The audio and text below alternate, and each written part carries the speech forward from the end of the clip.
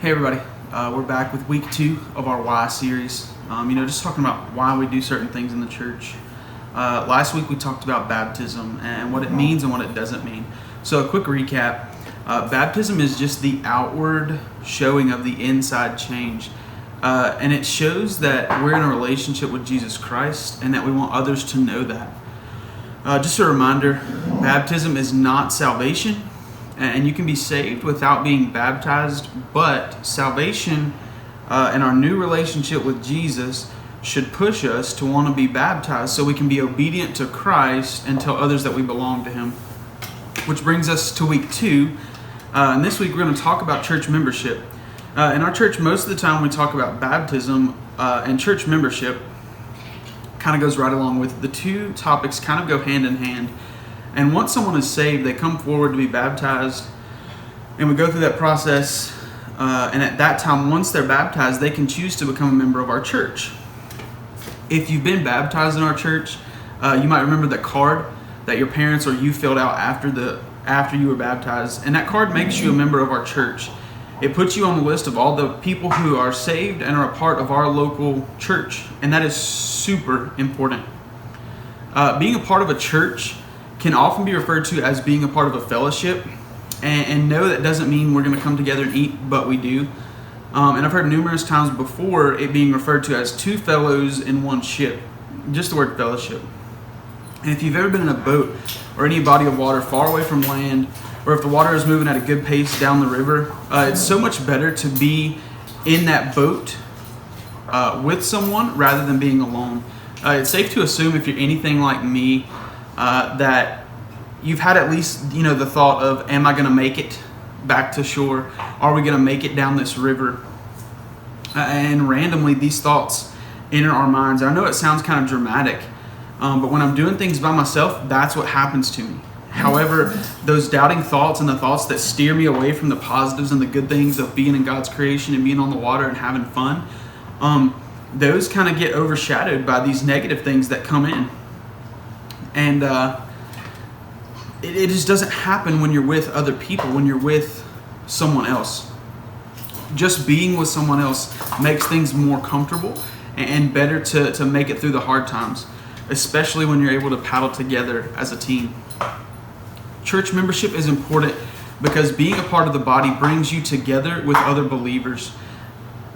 And it creates opportunities for you to grow, and it gives you some accountability that you don't have alone. So I want to give you 3 reasons being a member of a local church can help grow your faith. The first one is service. In order to grow closer to Jesus, we have to serve others. Our church offers so many opportunities for you to serve because our church staff wants to help each and every member of our church grow closer to Christ. A good church will offer you ways and opportunities you can plug yourself in and so serve those in your church and those in your community. Our church has so many teams and available volunteer positions that it would take a very long time or some really good editing skills to tell you all of them, so let's try it. We have the care team, the media team, the security team, the first impressions team, the prayer team, the worship team, the children's ministry team, the fellowship and potluck team, the facility maintenance team, women's team, men's team, sound and lights team, social media team, photography team, and lastly the student ministry team. All of these are awesome teams, and they help make the church what it is. Serving others is what Jesus did, and it's what He calls us to do. Once you become a member, we encourage you to join a team and find your place to serve. The next one is life group, and it kind of takes us back to our boat analogy that I was talking about. When you're in a life group and you're doing life together, it makes life better. Being able to share the good times and having someone with you to help you through the hard times. Having people around who will help steer and paddle this boat in life. And honestly, sometimes you feel like you can't steer and you can't paddle and you don't know which direction to go, and life group helps all of those things. And honestly, sometimes for me personally, I get scared of the direction I'm paddling, the direction I'm heading in my life, and having those around us and having people in a group with us help us from going in the wrong directions. And on top of all the life circumstances that life group helps with, there's also the huge bonus of weekly Bible study. Sitting down in a room and studying the Bible with people who are going through life is amazing. Because you're able to hold on to each other. You're able to hold each other accountable and apply what you're learning to situations you're walking through together. Holding each other accountable and applying the teachings of Jesus to our lives was modeled for us by Jesus himself.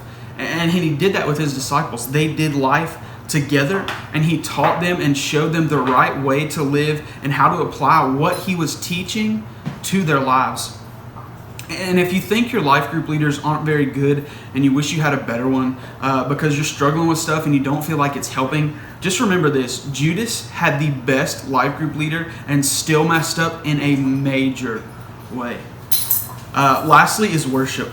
Worshiping together is another way that we as a church are able to build a bond between us as believers. And hopefully you know how important that is to worship together and be in the same place and worship with your church family. This time of social distancing and quarantining and all this kind of stuff is very isolating, and it makes us feel alone. And that just shows that we long for and need that connection with a community and a people that we get in church. And honestly, worship can be done over the internet. I mean, we've been doing it for weeks now with live streams and everything. But I think most of us can agree it's so much better to gather together and worship God as one body in the same place. And we're so ready to be able to do that again. And in worship, I think we can also agree that the old saying, the more the merrier, kind of rings true, because worshiping alone is good. Worshiping God by yourself is good, but it has its place. And then when we come together as just a student ministry on Wednesday nights and we worship, that's good, and it has its place because it brings us together as students. But worshiping as a whole church together is so refreshing. You're able to see the youngest child all the way up to the oldest adult in one room, engaging in the same worship to the same God at the same time. And I can't wait until we're able to be together and gather again and worship as a whole church. So next week, we're going to talk about our third question of why. Why do we tithe or take up offering? Remember to watch this week's Throwdown Thursday video and do the challenge to get yourself a chance to win some free pizza. In tomorrow's video, we're going to announce the winner. From those of you that commented on last week's video, even though none of you voted for me, it probably was my bold choice of the blue eyeshadow. But you all picked Annabelle, probably because she's cuter than me, or you didn't want to hurt her feelings or whatever. But you still voted, and someone gets pizza.